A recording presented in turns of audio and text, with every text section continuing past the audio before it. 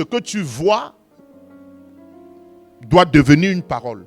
Et quand ça devient donc une parole, tu dois vocaliser cette parole. Joseph a vu le songe s'est répété. Il a parlé la première fois, ses frères n'étaient pas contents. Il a vu la deuxième fois, il a répété le songe. Donc il a écrit le songe. Et ce songe s'est réalisé. Et comme je vous ai dit, le songe, parfois, ça peut être quelque chose qui va se passer dans 10 ans, 20 ans, 25 ans, 50 ans, 60 ans, 100 ans, 1000 ans, 2000 ans. Ça, ce sont des songes.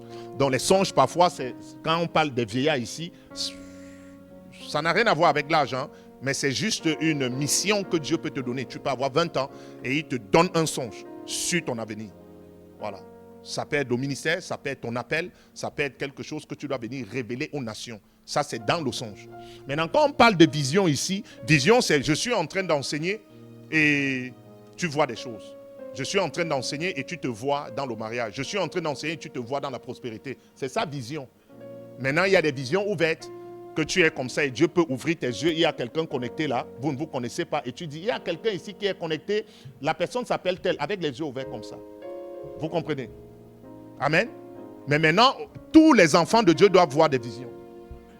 Il dit, et vos jeunes gens des visions. Les jeunes sont forts. Quand tu essayes d'aller dans 1 Jean, restons ici, dans 1 Jean 2 à partir du verset 12. Il dit que les jeunes sont forts. Donc le jeune est fort. Donc ce jeune qui a déjà la force peut voir des visions.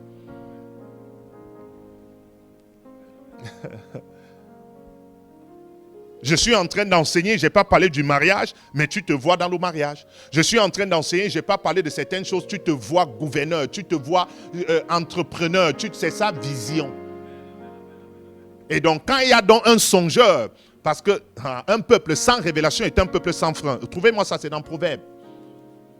Donc quand il y a donc un songeur, ça veut dire un père, comme Cyril Noudou, songeur, ça veut dire une vision céleste qu'il a reçu au ciel pour venir dire sur la terre. Les jeunes sont forts, les fils et les filles prophétisent. Parce qu'il y a le manteau prophétique. Parce que songeur maintenant, ce n'est plus seulement une personne qui prophétise, mais c'est une personne qui a une prophétie.